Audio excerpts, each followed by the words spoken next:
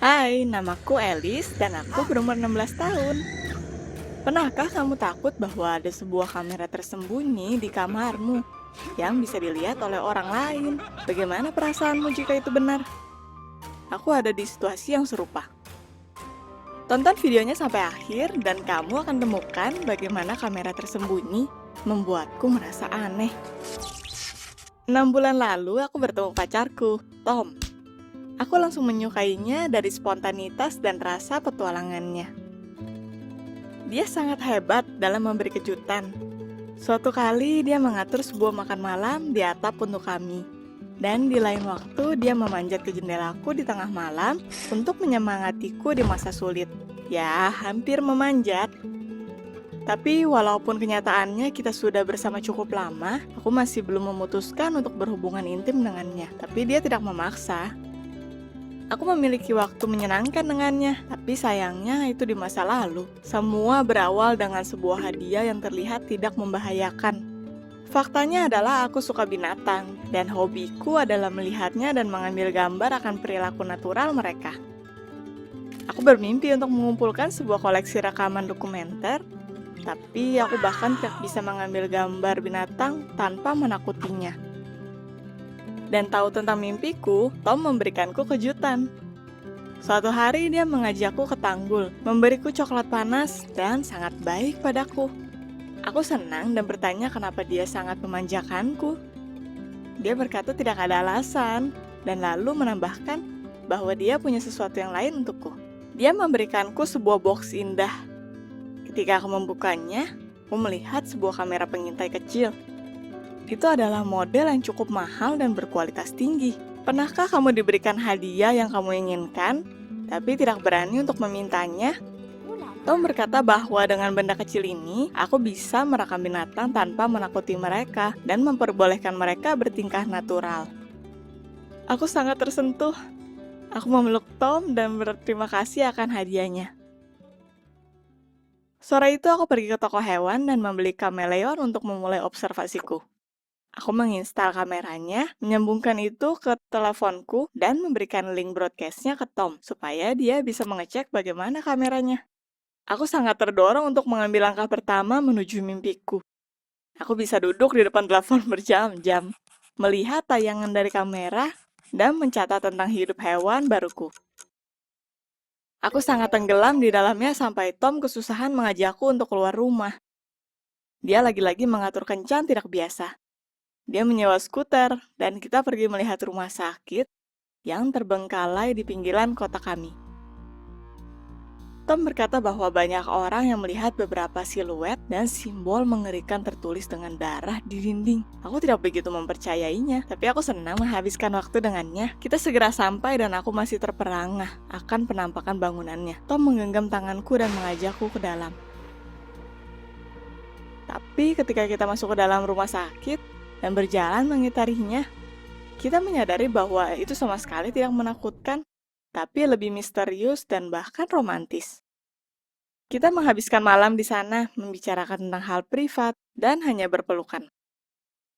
Tapi di satu titik aku melihat bahwa dia berpikir keras akan sesuatu. Aku bertanya, apa yang salah? Awalnya dia malu, tapi lalu dia mengakui bahwa dia ingin bertanya padaku tentang sesuatu, tentang membalas hadiahnya. Aku membalas bahwa aku akan melakukan apapun untuknya. Tapi setelah dia mengekspresikan keinginannya, aku menyesal apa yang kukatakan.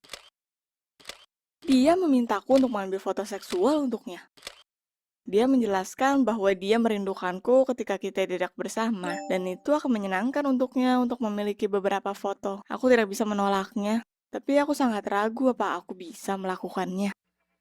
Ketika aku tiba di rumah, aku berdiri untuk waktu lama di depan cermin, berusaha untuk mencari tahu apa aku siap untuk ini. Aku sangat tidak nyaman, bahkan membayangkan bagaimana aku melakukannya. Tapi aku memikirkan Tom, mungkin itu penting untuknya, dan aku memutuskan untuk mencobanya. Aku menaruh teleponku di tripod dan mengambil beberapa gambar. Tapi ketika aku melihat hasilnya, aku langsung menghapusnya. Itu bukannya aku tidak berpikir aku cantik, tapi lebih karena aku tidak bisa berpose di kamera. Aku mencoba beberapa kali, Tapi kelihatannya untukku setiap foto lebih buruk dari yang sebelumnya. Aku tidak berani untuk mengirim sesuatu seperti ini. Aku menulis padanya, meminta maaf, dan berkata padanya bahwa fotoku terhapus. Aku merasa bersalah dan memutuskan untuk mencari hadiah lain.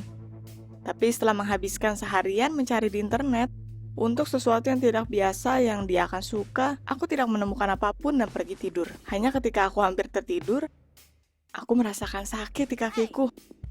Itu kram. Aku mulai menggoyangkan kakiku perlahan di bawah selimut. Tapi sakitnya semakin parah, dan tidak peduli sekuat apa aku memijatnya, itu tidak berakhir untuk beberapa menit. Aku menjerit dan mendesah kesakitan sampai itu berlalu. Keesokan harinya, Tom datang berkunjung dengan temannya Sean. Mereka terlihat aneh, sedikit bersemangat, tapi aku tidak begitu memperhatikannya. Untuk memakan waktu, aku menyarankan untuk bermain Truth or Dare, sebuah game di mana kamu antara harus menjawab pertanyaan apapun atau melakukan apa yang dilakukan pemain lain. Pernahkah kamu bermain game ini? Pernahkah kamu memiliki situasi tak biasa? Aku berpikir kita akan bersenang-senang. Jadi aku memberikan para pria tugas konyol atau menanyakan pertanyaan tentang hidup mereka, tapi mereka memiliki ide yang lain. Ketika aku beraksi, Sean memintaku untuk mengeluarkan suara erotis. Aku merona dan menggelengkan kepala. Aku tidak akan melakukan itu. Aku meminta Sean memberikan permintaan lain, dan aku berkata padanya bahwa aku tidak nyaman melakukannya. Dia berkata lagi bahwa itu waktunya untukku untuk berhenti berpura-pura polos. Aku tidak mengerti apa yang dia bicarakan, dan memintanya untuk menjelaskan. Sean berkata bahwa dia tahu aku tidak sepolos itu ketika aku sendiri, dan bahwa aku suka bermain dengan diriku sendiri ketika tidak ada yang melihat. Aku tidak tahu apa yang mereka bicarakan, tapi sebelum aku meminta penjelasan, Tom meraih telepon dan berkata, itu waktunya untuk pergi.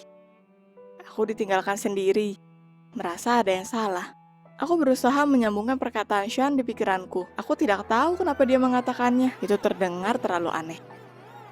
Tak lama aku mempunyai hari libur dan memutuskan untuk mendedikasikan diriku melihat kameleon. Aku banyak membaca tentang spesies ini dan kebiasaannya dan lalu mulai melihat tayangannya. Aku membuka app di teleponku yang tersambung ke kamera pengintai dan lalu aku menyadari sesuatu.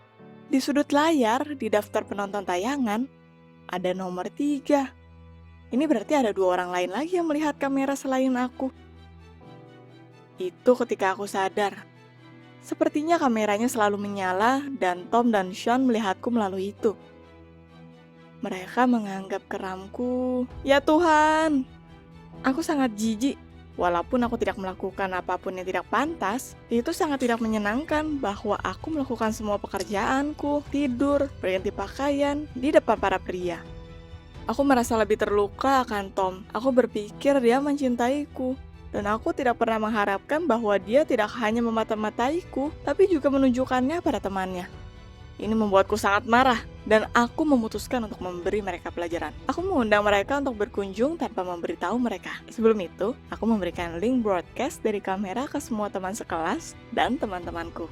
Ketika para pria masuk, aku berkata pada mereka aku ingin bermain kartu strip, tapi aku tidak yakin mereka berani. Secara santai mereka menerima itu sebagai tantangan dan berkata bahwa mereka siap untuk bermain. Tapi aku membalas bahwa aku belum mempercayai mereka dan bahwa aku tidak mau mereka kabur di saat yang paling menarik.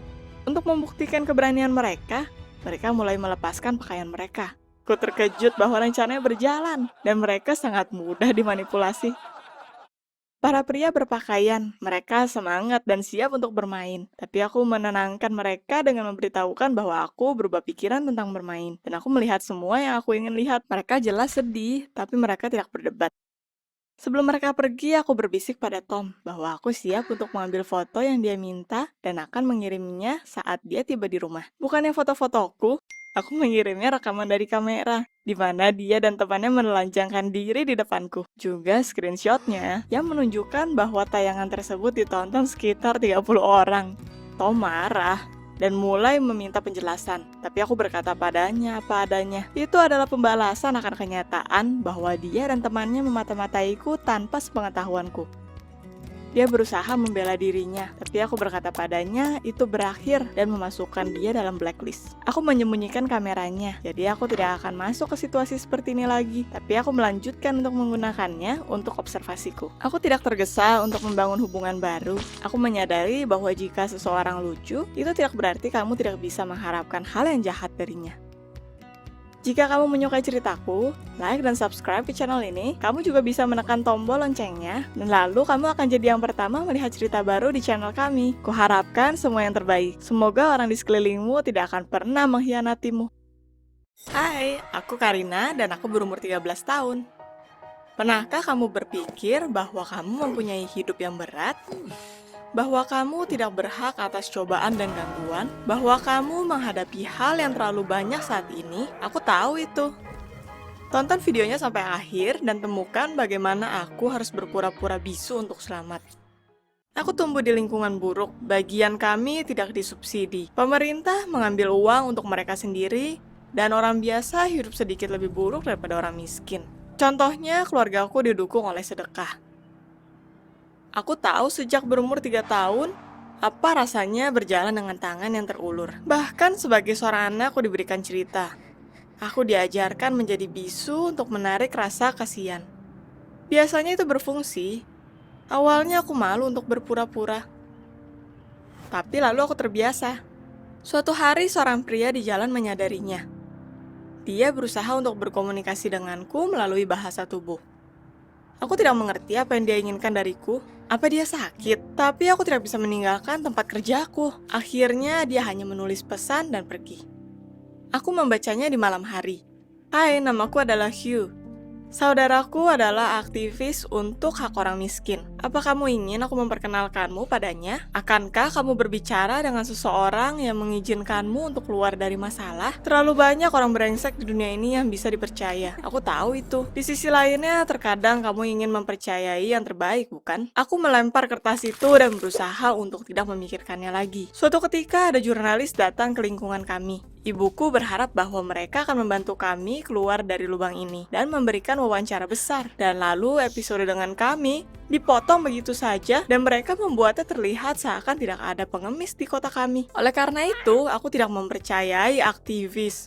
Semua orang hanya peduli akan dirinya sendiri. Tapi Hugh muncul keesokan harinya. Dan keesokannya. Dan keesokannya. Dia berbicara padaku, bertanya apa aku tahu bahasa isyarat. Berusaha mengajariku. Dia berkata bahwa saudaranya tidak bisa melakukannya sekarang, dan aku harus menunggu sebentar lagi. Dan lalu dia akan datang dengan semua kru film. Aku tidak peduli dengan saudaranya, tapi itu pertama kalinya aku memiliki seseorang teman dari luar wilayahku yang peduli tentangku. Aku menulis padanya di secari kertas bahwa keluargaku sangat miskin, bahwa lingkungan kami miskin dan berbahaya, bahwa aku tidak pernah bersekolah karena kita hanya tidak mempunyai kesempatan. Dia membawa makanan dan permen. Dan lalu terima kasih padanya, aku pertama kalinya merasakan coklat. Itu seperti... aku tidak bisa berkata-kata. Aku memakannya sendiri tanpa berbagi dengan saudariku. Aku suka berbicara dengan Hugh, terutama karena makanannya. Ya, aku tidak berbohong. Tapi bukan hanya itu. Dan aku tidak ada ide bahwa dia tidak melupakan janjinya. Keesokan harinya ketika aku seharusnya pergi kerja, aku melihat mobil TV di jalan. Ibuku dan Gertrude mengikutiku. Mereka juga ingin melihat syutingnya. Aku melihat Hugh di antara kru kamera. Dia juga melihatku. Senang dan membawa seorang pria muda kepada kami. Ini saudaraku, kata Hugh. Tolong ceritakan padanya tentang kehidupanmu. Apa kamu akan berbohong demi mendapat bantuan? Akankah kamu curang demi uang? Aku lelah berbohong sepanjang hidupku, dan aku sudah mengajarkan diriku bahwa ini normal. Tapi sekarang aku malu seperti saat aku kecil. Apa aku takut dengan kamera? Siapa yang tahu? Singkatnya, aku siap untuk ditelan bumi. Lalu ibuku maju ke depan dan mulai berbicara tentang kehidupan keras kami, tentang kekurangan uang, tentang kenyataan bahwa kami tidak bersekolah, dan tentang kenyataan bahwa anak tertuanya, aku, bisu. Aku ingin menghentikannya, tapi aku hanya tidak bisa membuat diriku berbicara. Setelah grupnya pergi, aku bertanya pada ibuku kenapa dia melakukannya. Karena dia sepertiku tidak percaya pada televisi. Ya, kita harus berharap untuk yang terbaik, katanya. Dan kali ini dia tidak salah. Laporannya menunjukkan, walaupun tidak di TV, tapi di suatu tempat di internet. Itu menjadi sangat populer, sampai aku bahkan dikenali suatu kali di jalan. Sebuah akun yayasan dibuka atas nama keluarga kami, dan kita bahkan memiliki uang. Ibuku sangat senang, dan aku sangat takut.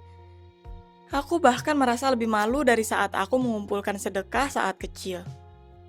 Aku seketika menyadari dengan jelas bahwa aku menipu orang. Dan itu karena tipuan ini, kita mengambil uang dari mereka. Dan aku harus tetap berpura-pura bahwa aku tidak bicara, mungkin untuk sepanjang hidupku. Aku hanya tidak tahu apa yang harus kulakukan selanjutnya. Mengatakan yang sejujurnya. Tapi kita baru mendapat kesempatan untuk makan dan bahkan membeli pakaian. Aku tidak bisa mengecewakan ibuku dan Gertrude untuk kesempatan hidup normal. Tapi aku akan lepas dari diriku satu hari dan lalu apa? Aku memutuskan untuk mengambil langkah buruk dan putus asa. Aku memutuskan bahwa aku harus berhenti berbohong dan di saat yang sama menolong keluargaku, menjaga kesejahteraan mereka. Aku seharusnya tetap menjadi bisu. Tapi aku tidak bisa. Bukan karena aku tidak bisa memutuskannya. Bukan, kenyataannya aku sudah depresi sampai aku tidak ragu akan keputusanku. Ibuku muncul di kamar mandi dan mulai meneriakiku. Apa yang kamu lakukan? Hentikan! Dan lalu dia mengambil guntingnya dariku. Aku menangis. Dia berusaha menenangkanku dan aku kabur dari rumah untuk berjalan. Untuk menghela napas, untuk menenangkan diri, untuk membuat keputusan. Ini sedikit membantuku. Aku akhirnya sampai ke keputusan bahwa aku sudah membodohi diriku sendiri. Dan aku seharusnya menunggu suasananya berlalu. Mereka tidak akan mengikuti kita selalu, kan? Perhatian orang cepat sirna, dan itu penting untuk membeli waktu. Menenangkan diri, aku pulang ke rumah. Dan melihat kerumunan di depan pintu masuk. Beberapa pria dalam seragam, untungnya bukan seragam polisi, mengetuk pintuku. Lalu mereka melihatku, menarikku, berusaha menarikku ke mobil, berusaha menenangkanku di sepanjang jalan. Ini sebaliknya, hanya menakutiku. Aku hancur dan berlari di belakang rumah untuk masuk lewat jendela. Di rumah aku bertemu Gertrude yang menangis. Apa yang terjadi? Gertrude menangis memberitahukan semuanya. Dia sangat takut ketika ada skandal antara ibuku dan aku. Sayangnya, Hugh tidak berada jauh. Ibu menghampirinya untuk beberapa alasan berpikir aku bersamanya. Dia berkata pada Hugh tentang pertengkaranku dengan ibu. Dan Hugh, dia berpikir bahwa ibuku memanfaatkanku dan menyiksaku. Sial. Aku marah pada saudariku dan berteriak. Siapa yang memintamu melakukan ini? Gertrude mulai semakin menangis, dan aku bingung apa yang harus dilakukan. Hugh membawa layanan sosial dan sekarang semua orang berpikir bahwa ibu adalah penguasa keluarga. Kerumunan jurnalis berdatangan. Mungkin polisi akan tiba. Itu harus datang, karena sang anak hampir melukai dirinya sendiri karena ibunya. Oh Tuhan, kenapa ini terjadi? Aku tidak bermaksud. Oke, tidak ada gunanya menangisi susu yang sudah tumpah. Hanya ada satu jalan keluar dari situasi, dan aku harus memutuskannya. Ya, aku menghubungi nomor Hugh dari telepon ibuku. Ya, aku menelpon bukan mengirim pesan, aku memutuskan untuk menghentikannya. Bisa dibilang Hugh terkejut sampai tidak berkata-kata. Aku meminta maaf dan bertanya apa aku bisa menemuinya dan berbicara dengannya. Dia setuju. Dia juga membawa saudaranya ke pertemuan. Aku membiarkan mereka masuk lewat jendela dan menceritakan kebenarannya. Akhirnya aku berkata bahwa ibuku tidak pernah membuatku merasa buruk. Dia memintaku untuk berbohong supaya kita bisa selamat. Hugh terdiam selama itu dan aku bahkan tidak bisa melihat ke arahnya. Aku sangat malu telah berbohong padanya, tapi saudaranya tidak terlihat tersinggung sama sekali. Dia hanya berkata bahwa kita harus memikirkan cara untuk membuat cerita ini publik sehingga kita tidak terlihat seperti pembohong. Hugh tidak mengatakan apapun atau bahkan berpamitan ketika mereka meninggalkan rumah kami. Aku tidak terkejut, aku mengerti perasaannya dengan baik, dan itu hanya menyakitkanku untuk kehilangan seorang teman. Ibuku tidak ditahan. Saudara Hugh membuat film lainnya tentang keluarga kami. Itu sangat sulit untuk meyakinkan ibuku untuk menceritakan yang sebenarnya. Dia masih sangat takut akan jurnalis dan tidak percaya bahwa kita bisa ditolong begitu saja, tanpa rasa kasihan akan anak yang cacat. Filmnya diluncurkan dengan judul Kebohongan Karina, cerita dokumenter tentang seorang gadis yang berbohong ke orang lain untuk menyelamatkan keluarganya. Bahkan menjadi lebih populer dari film sebelumnya, dan karena beberapa alasan, kita bahkan mulai mendapat sedekah lebih dari sebelumnya. Tapi aku membaca berbagai komentar di internet di mana kita disebut penipu. Ya, aku mengerti kenapa mereka berpikir demikian. Setelah premiernya, Hugh tiba-tiba menghampiriku. Kita berjalan menyusuri lorong miskin penuh sampah kami dan berbicara. Dia mengakui bahwa dia tersinggung olehku. Tapi sekarang dia mengerti kenapa aku melakukannya. Yang dia minta adalah bahwa aku tidak melakukannya lagi. Dan aku menyetujuinya. Aku menyadari bahwa aku sebenarnya memiliki suara. Daripada mengambilnya dari diriku, beradaptasi dengan kehidupan yang tidak adil, aku bisa menggunakannya dan menyebarkan kebenaran ke orang-orang. Tapi itu juga penting untuk bersenang-senang, bukan? Jadi, subscribe ke channel kami. Atau mungkin kamu juga memiliki cerita menarik. Kita akan senang menantinya. Hai, aku Vivian dan aku berumur 19 tahun. Apa kamu bersedia untuk meninggalkan tidur demi $1.000? Aku tidak tidur selama 10 hari berturut-turut. Tonton videonya sampai akhir, dan kamu akan temukan bagaimana eksperimen ini berakhir dan bagaimana perasaanmu di hari ke-10. Tolong jangan tiru apa yang kamu lihat. Itu berbahaya untuk keselamatanmu dan hidupmu. Suatu hari Sharon dan Kimberly mengingatkanku bagaimana aku membual tentang kemampuan untuk tidur hanya 3-4 jam. Dan mereka menantangku dan bertanya jika aku mampu untuk tidak tidur. Dan aku harus berkata iya. Kita bertaruh $1.000 bahwa aku akan memecahkan rekor dunia Guinness untuk terbangun dan tidak tidur lebih dari 11 hari.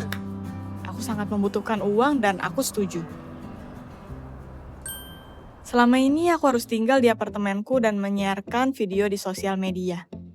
Aku diperbolehkan untuk pergi ke toilet dengan 5-7 menit maksimum dan mandi selama 15 menit. Sebenarnya Sharon dan Kimberly bahkan menginginkanku untuk duduk di kamar mandi dengan sebuah kamera. Tapi aku menolaknya. Tidak mungkin. 3 hari pertama dari eksperimen berjalan baik dari segi kondisi fisik. Tapi secara psikologis itu sulit. Masih ada banyak hari di depan dan apa yang akan aku lakukan di hari-hari ini? Untuk membunuh waktu, aku menghubungi teman dan keluargaku. Lalu aku membaca, tapi itu adalah ide yang buruk karena membaca langsung membuatku mengantuk. Google menyarankan bahwa aku seharusnya mengunyah permen karet, menyalakan AC supaya kedinginan, atau mengenakan pakaian yang tidak nyaman. Bagaimana kamu melawan rasa ingin tidur? Bagikan di komentar. Mungkin lain kali aku akan menggunakan tips hidupmu. Penonton awalnya sangat sedikit, sampai aku merasa ingin menyudahi eksperimennya. Tapi demi jumlah subscriber yang sedikit dan mendukungku dan menulis komentar, aku melanjutkannya. Ya, aku sangat membutuhkan uangnya. Mulai dari hari keempat, penontonnya meningkat drastis. Aku menjadi populer. Aku bahkan di-mention oleh beberapa blogger besar. Ini memberiku kekuatan dan hasrat untuk melanjutkannya. Aku menerima banyak pesan dari orang asing. Beberapa memujiku. Beberapa memarahiku. Para hater juga tidak kelewatan kesempatan untuk mempermalukanku dan menghinaku. Penonton dari seluruh dunia. Di akhir hari kelima, Alain, seorang mahasiswa kedokteran, mulai menonton eksperimenku. Dia mendukungku, menjagaku terbangun di malam hari dan mengajakku mengobrol di percakapan lewat Skype. Ini sangat membantuku di hari ke-6 dan ke-7, ketika aku sangat ingin untuk tidur. Aku berbagi detail bagaimana aku menyukainya dan secara umum aku menyukai percakapan kami. Ditambah lagi, sebagai dokter dia menyarankan makanan apa yang seharusnya aku makan untuk membuat otakku tetap bekerja dan hal-hal yang seharusnya aku lakukan. Itu membantu, walaupun terkadang kebalikannya aku merasa sangat lelah dan hampir jatuh tertidur. Di hari ke-8, kesehatanku seketika menurun. Awalnya aku mendengar ibuku berbicara padaku. Walaupun orang tuaku tinggal 100 km jauhnya. Aku sangat takut. Lalu perasaan akan kematian menghampiriku. Seolah-olah aku akan meninggal sekarang juga. Aku mengatakan ini pada Alain, dan dia seketika menjadi gugup dan berkata padaku untuk menghentikan eksperimen ini segera. Dia berteriak seperti orang gila, hampir keluar dari layar. Dia berteriak bahwa tubuhku tidak bisa menghadapinya. Aku mematikan Skype dan meninggalkannya dan 2 jam kemudian, ambulans berada di pintuku. Aku harus menjelaskan ke dokternya bahwa aku hanya sedikit sakit. Singkatnya, aku berbohong pada mereka supaya mereka bisa pergi secepat mungkin.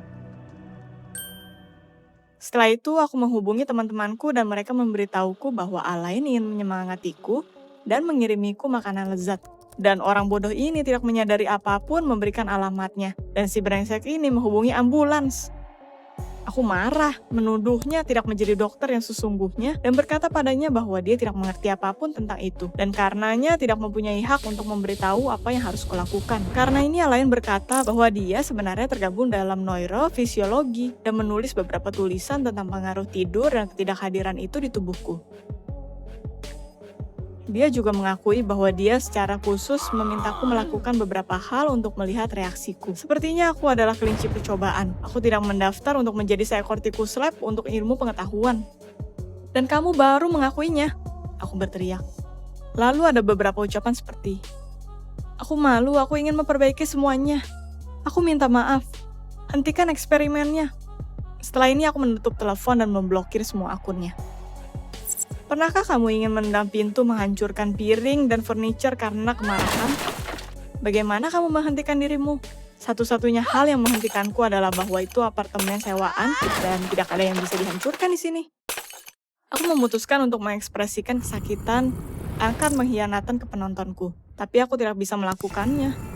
Hatiku sakit, mulai berdetak tidak teratur. Mataku seketika menghitam dan aku duduk di kursi. Di sana ada sebuah perasaan ketakutan. Lalu Alain muncul di hadapanku. Dia berbicara dengan suara ibuku dan memanggil untuk makan malam. Halusinasinya tidak pergi untuk beberapa waktu. Jadi aku menyalakan film di laptopku untuk menghilangkan gejalanya. Aku butuh uang. Aku memberitahu diriku. Aku sangat membutuhkannya. Kenyataannya adalah bahwa ibu dan ayahku baru saja kehilangan pekerjaan karena krisis. Pinjamannya tidak cukup. Dan aku tidak bisa mendapatkan pekerjaan baru. Jadi aku menyetujui taruhan ini karena itu adalah $1.000. Hari ke-9 lebih sulit secara mental, fisik, dan psikologis. Aku tidak memiliki kekuatan untuk bertahan. Jadi aku berjalan di sekeliling ruangan dalam lingkaran. Dan ketika aku lelah berjalan, aku berbaring di lantai. Aku tidak memikirkan apapun, tapi aku merasa berat tak tertahankan. Telingaku berbunyi dan itu tidak mungkin untuk berkonsentrasi akan apapun.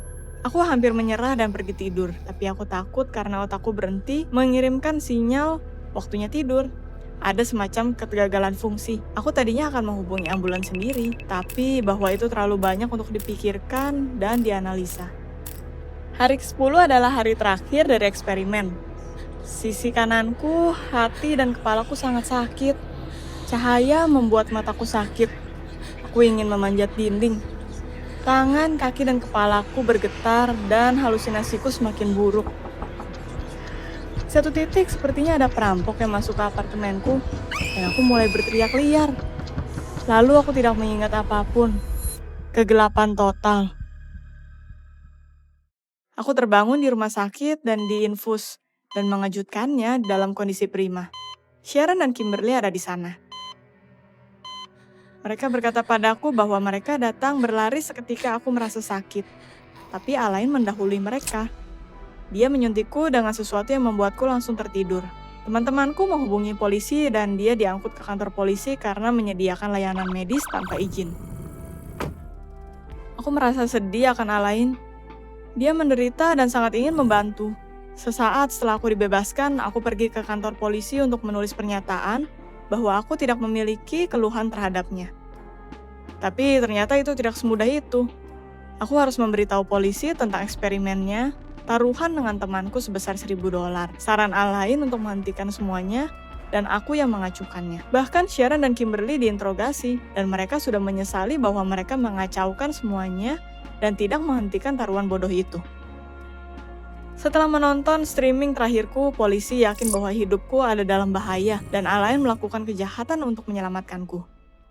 Mereka membebaskannya, tapi itu tidak membuatnya merasa lebih baik. Di institusinya mereka belajar tentang 10 hari mimpi buruk, tes rahasia Alain, sarannya, dan lain-lain. Dia dihukum, sangat buruk. Aku pikir kejadiannya berakhir, tapi ternyata itu baru permulaan. Karena dia kehilangan bisnis favoritnya, dan seluruh tujuan hidupnya. Lagi pula dia bukan orang yang jahat dan ingin mendukung ilmu pengetahuan, dia hanya tidak memilih jalan yang tepat. Alain berkata padaku untuk pergi ke neraka, memblokir semua jaringan sosialku, dan akhirnya dia mengutuk ilmu pengetahuan. Itu adalah hal terburuk dalam hidupku dan aku harus memperbaikinya. Aku menulis surat dengan detail yang menjelaskan eksperimennya dan bagaimana Alain menyelamatkan hidup dan mengirimnya ke semua institusi medis di Amerika dengan harapan bahwa mereka akan menerimanya. Sekarang kita hanya bisa menunggu. Aku rasa itu lebih baik daripada tidak sama sekali.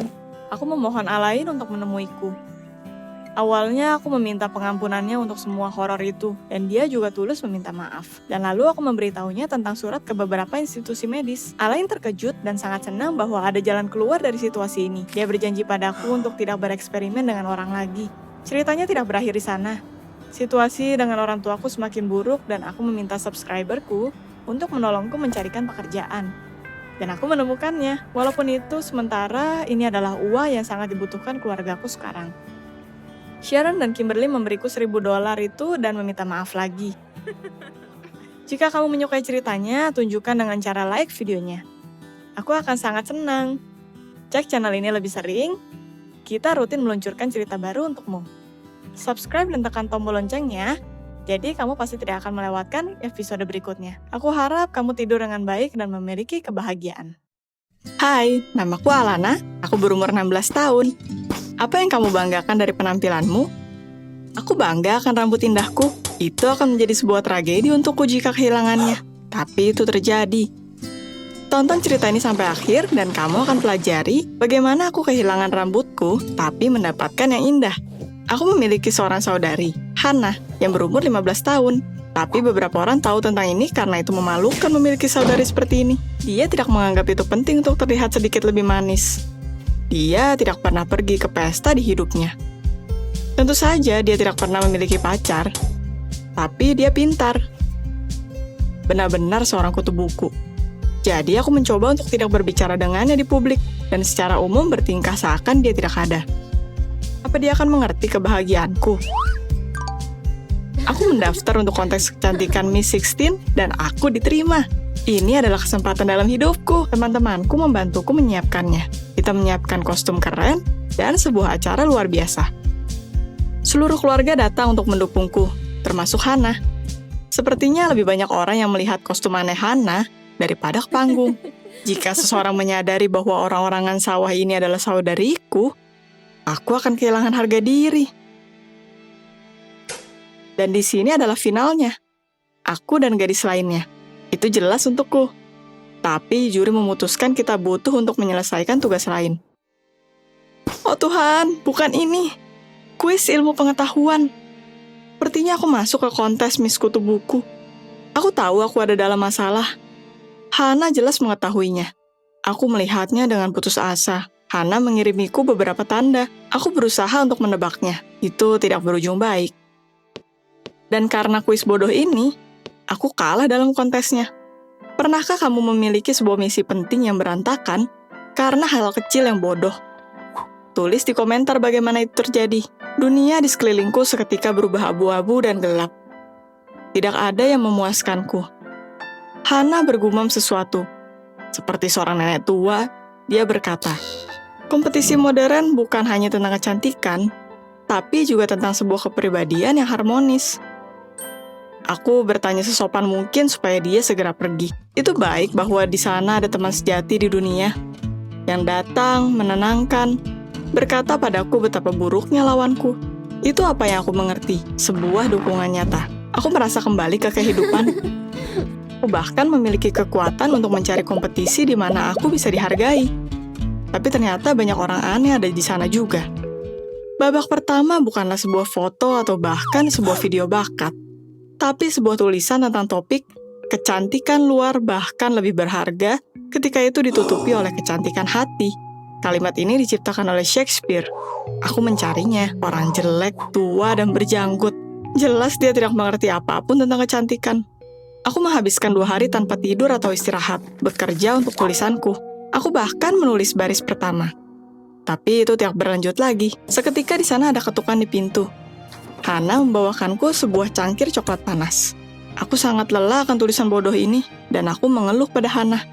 Dan dia berkata dia bisa menolongku, dan dalam 2 jam, dia menulis sebuah teks panjang. Di sana ada semua yang juri mungkin suka, sesuatu tentang ekologi, sesuatu tentang kedamaian dunia, dan omong kosong lainnya. Ya, tulisanku, Dan Hana menerima nilai tinggi, dan aku dipanggil untuk babak berikutnya. Untuk menghargai kesuksesanku, teman-temanku mengadakan sebuah pesta besar. Sehari sebelumnya, ibuku memanggilku dan berkata bahwa itu akan baik untuk berterima kasih pada Hana, dan memanggilnya juga. Tapi dia akan mempermalukanku di sana. Walaupun sejujurnya dia menolongku. Aku mengajak Hana untuk datang tapi dengan penampilan yang layak. Jadi aku tidak akan malu. Dia berjanji dengan tepat. Aku datang lebih awal ke pestanya. Hana masih harus pergi ke perpustakaan. Jadi aku tahu akan kedatangannya ketika aku diminta untuk melihat sebuah pertunjukan horor. Dia berdiri di pintu masuk dengan gaun yang ingin kubuang, dan dengan rambut ikalnya yang diluruskan. Salah satu gadis berkata dia sepertiku jika aku adalah sebuah karakter komedi. Selama pesta, aku mencoba untuk tidak menemui Hana, atau bahkan berada di ruangan yang sama. Aku akan menyebut pestaku sebuah kegagalan jika itu bukan karena Zack. Dia adalah teman saudaraku, seorang teacher yang sangat imut dan keren. Dan di pesta ini, kita akhirnya berhasil berkomunikasi dengan wajar. Aku rasa dia juga menyukaiku. Lalu di saat yang paling penting, Hana masuk ruangan dan memaksa supaya aku berbicara dengannya. Kenapa orang pintar ini sangat gila? Aku menjelaskan padanya sebaik yang aku bisa bahwa dia kehabisan waktu. Dan dia merengek dan pulang ke rumah. Betapa leganya. Zack sangat keren, tapi itu waktunya untuk pulang ke rumah. Aku sudah membayangkan apa yang akan kudapat dari orang tuaku karena melukai saudari malangku. Tapi semuanya sunyi di rumah. Menurut versi orang tuaku, Hana pulang lebih awal supaya tidak ketiduran untuk pergi ke sekolah. Ini kabarnya. Hana tidak mengadu. Kenapa ada hadiah ini? Tapi dia menolak menjelaskannya padaku. Dia mengacuhkanku. Di akhir pekan, kita pergi untuk melihat furniture baru untuk kamar kami. Dan kita bertemu Zack di toko. Sebuah kejutan. Hana seketika berubah merah seperti sebuah tomat karena Zack. Kenapa itu terjadi? Dan ketika Zack mengajakku pergi, dia menginjak kakiku dengan semua kekuatannya. Ketika aku berteriak, Hana berkata dengan suara manis bahwa orang tua kami sedang menunggu kami, kita harus bergegas. Dan dia menarikku pergi dari Zack. Apa aku sangat beruntung? Atau apa saudaramu juga mengganggu kehidupan pribadimu? Beritahukan kami di komentar jika kamu memiliki pengalaman ini. Untuk babak kedua dari kompetisinya, itu penting untuk menyiapkan karya musikal. Aku membuat sebuah cerita hebat. Di awal adegan, aku akan memiliki sebuah dandanan rambut tinggi dengan banyak pita, seperti di seri tentang Ratu Prancis. Dan di tengah lagu, aku akan membiarkan rambutku teruntai dalam satu gerakan. Dan itu akan terjatuh di bahuku. Untuk karyanya, aku membutuhkan satu orang yang akan berdiri di samping dan menyerahkan propertinya. Seperti kesialan, tidak ada dari temanku yang bisa. Tiba-tiba Hana berkata dia akan senang untuk menolongku. Tepat sebelum karyaku, aku lari ke tempat rias untuk sejenak. Dan seketika rambutku tersangkut di gantungan. Orang bodoh mana yang menaruhnya di sana? Aku terjebak, tidak di sini atau di sana. Dalam keputusasaanku, aku mulai berteriak meminta tolong. Hana datang berlari. Dia berusaha untuk menarik gantungannya dariku, tapi itu terjebak. Hana berkata dia harus memotong pitanya. Itu adalah sebuah bencana. Tapi aku memutuskan itu lebih baik daripada terikat ke gantungan. Aku memutuskan untuk mengganti adegannya. Aku akan langsung keluar dengan rambut terurai. Hana mengambil gunting, dan lalu aku melihat rambutku melayang di kakiku. Aku berusaha untuk lepas, dan menarik sebuah bongkahan besar dari rambutku. Aku terjatuh dengan kepalaku. Itu sebuah mimpi buruk. Sebuah bob buruk rupa. Itu tidak bisa lagi diperbaiki. Dengan sebuah mimpi buruk di kepalamu, kamu tidak bisa menunjukkan dirimu pada orang lain. Aku menyerang Hana tapi dia mendorongku. Dia mulai berteriak padaku, menangis. Ternyata dia sudah lama jatuh cinta pada Zack. Dan dia sangat cemburu bahwa Zack lebih memilihku daripada dirinya. Dan dia memutuskan untuk melakukan balas dendam. Aku kabur, dan dari kompetisi ini, di mana aku hanya akan mempermalukan diriku dan dari si brengsek Hana. Tentu saja rambutnya tidak bisa diselamatkan, tapi mungkin aku masih bisa memikirkan sesuatu. Itu akan lebih baik untuk mengenakan wig, jadi tidak ada orang yang akan melihat horor di kepalaku. Tapi di rumah bagian mimpi buruk lainnya menungguku. Seseorang sudah mengunduh fotoku dari belakang panggung di online. Dan di bawahnya sudah ada banyak komentar dengan emoji tawa dan muntahan. Satu gadis dari kelas kami yang aku pikir adalah temanku bahkan membuat meme.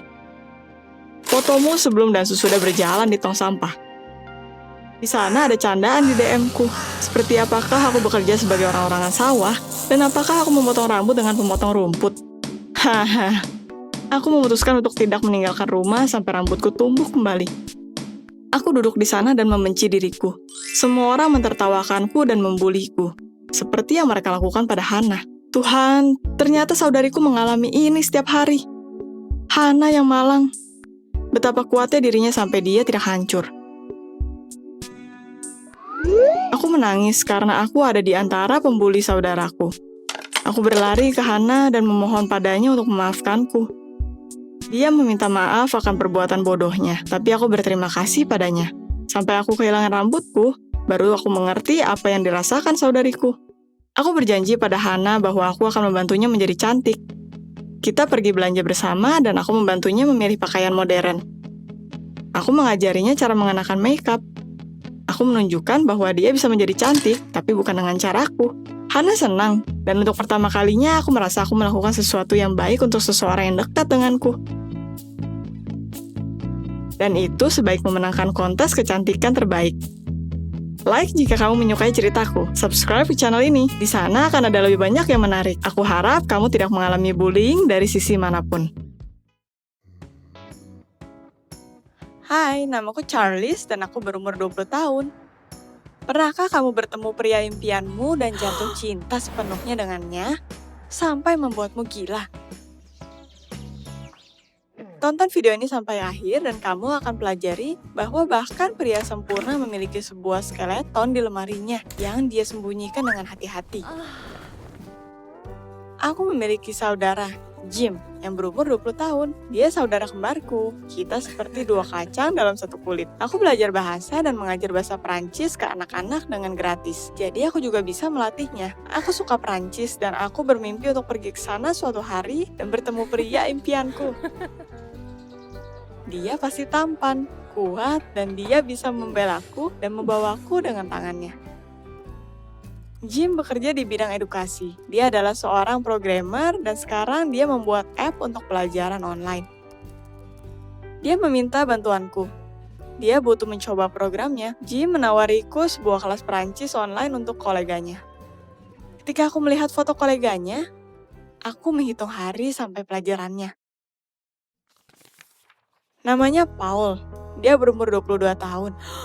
Dia juga sangat tampan. Dengan potongan rambut yang rapi dan mata biru. Aku sangat menyukainya. Aku sangat khawatir sebelum pelajaran dan menyiapkannya dengan seksama. Aku belum pernah mengajar orang dewasa, apalagi pria seperti itu. Bagaimana kamu mengatasi rasa kegembiraanmu? Apa kamu meminum sedatif atau melakukan latihan tertentu? Tapi segera setelah webcamnya menyala, aku tidak bisa berkata-kata. Aku bahkan tidak bisa mengatakan beberapa kata bahasa Perancis. Aku melihat Paul di layar dan menjadi lumpuh. Jim mulai tertawa dengan puas.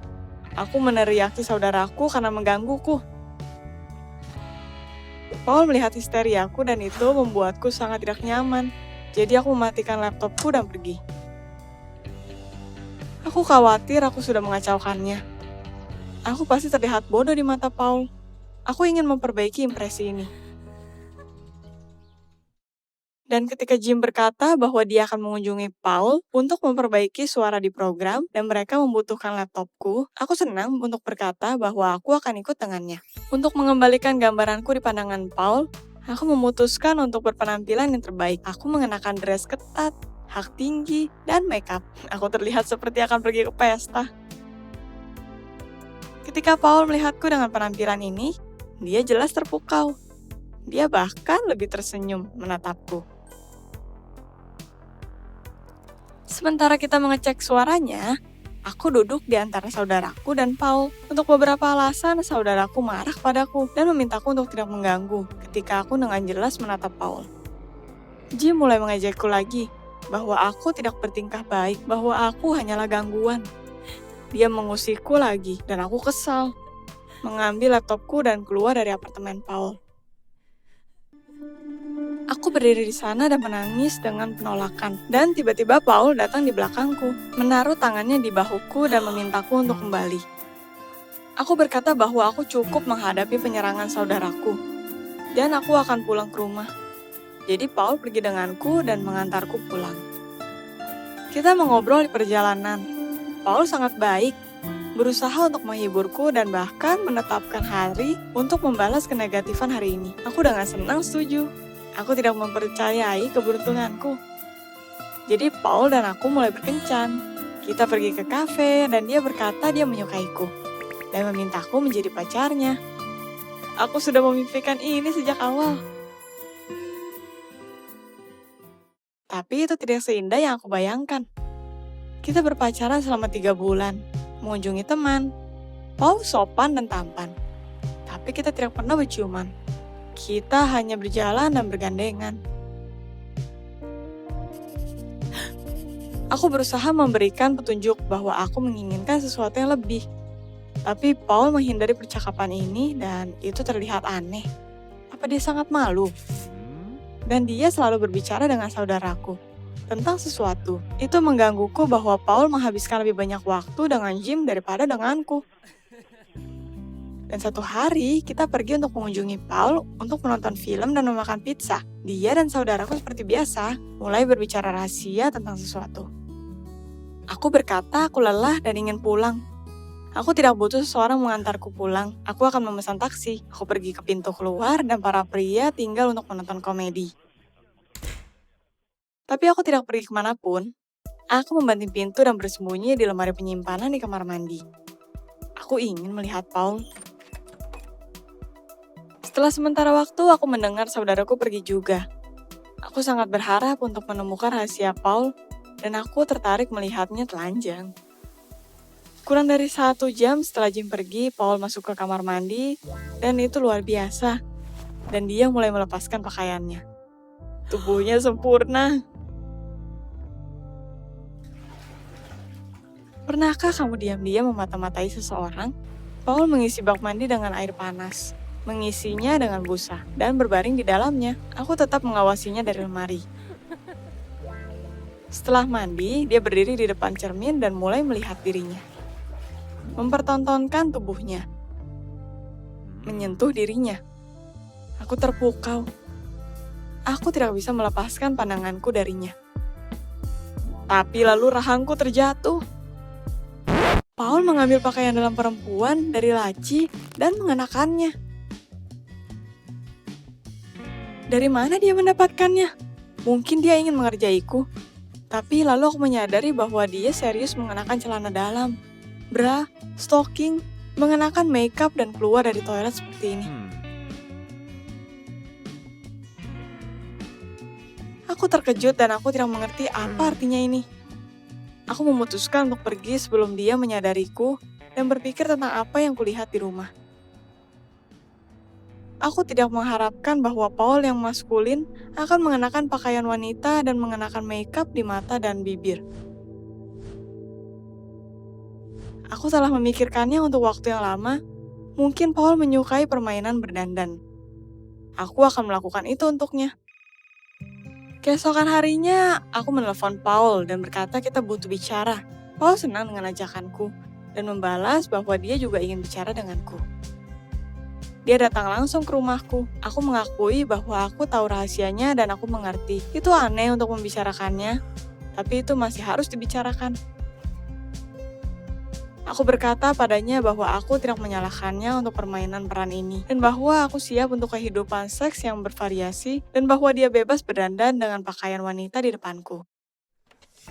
Di saat ini, saudaraku melewati kamarku dan dia melihatku dari pintu yang sangat terbuka, dan mendengar semua pembicaraan ini. Karena perkataanku, Paul menjadi pucat dan pingsan. Saudaraku berteriak padaku untuk mengambilkan air, dan mulai mengangkatnya. Ketika aku kembali dengan segelas air di tanganku, aku melihat gambaran yang membuatku terdiam lagi. Paul dan Jim berpegangan tangan dan berciuman dengan gairah. Gelasnya jatuh dari tanganku dan aku hampir kabur dari semua ini. Tapi Paul memintaku untuk tinggal, karena dia tidak pernah bicara denganku. Mereka memberitahuku bahwa Paul sebenarnya adalah trans. Ini adalah rahasianya. Bukan hanya candaan dan Jim adalah biseksual, dan mereka sudah berpacaran selama 6 bulan. Dan alasan satu-satunya Paul berbicara padaku adalah untuk menutupi hubungannya dengan saudaraku. Aku tidak mengharapkan ini. Aku sudah siap untuk semua keanehan Paul, tapi bukan untuk dimanfaatkan. Aku keluar ruangan dalam tangis. Aku merasa seperti orang bodoh. Aku sangat tersinggung dan dalam kemarahan aku memutuskan untuk membalas dendam pada mereka. Dan segera pergi dan memberitahu orang tuaku semuanya. Mereka sangat tegas dengan kami, dan mereka tidak begitu halus dengan Jim. Mereka menendang saudaraku keluar dari rumah dan berkata padanya bahwa dia bukan lagi anak mereka, sampai dia memutuskan untuk menghentikan ketergantungannya. Setelah semua skandal ini, aku duduk di rumah sepanjang malam melihat kembali fotoku, Jim, dan Paul. 3 bulan ini adalah saat paling menyenangkan dan lucu dalam hidupku. Kita bercanda bersama, bersenang-senang, dan semuanya hebat. Tidak peduli apapun. Aku rindu saat itu dan mereka. Aku merasa kasihan bahwa Jim ditinggalkan sendiri tanpa dukungan keluarga. Dan itu semuanya karena aku. Aku memberitahu rahasia mereka yang mereka bagikan denganku. Aku sangat ingin memperbaiki situasinya dan hampir tidak marah lagi dengan mereka. Aku pergi ke rumah Paul dan menunggu para pria. Ketika aku melihat mereka, aku langsung mulai meminta maaf dan menawarkan pertemanan dan dukungan. Aku berkata bahwa aku merindukan mereka. Paul dan Jim melihatku, tersenyum dan mengundangku untuk secangkir teh. Mereka juga meminta maaf. Mereka menyadari bahwa mereka telah mempermainkan perasaanku dan dulu sangat menyakitiku.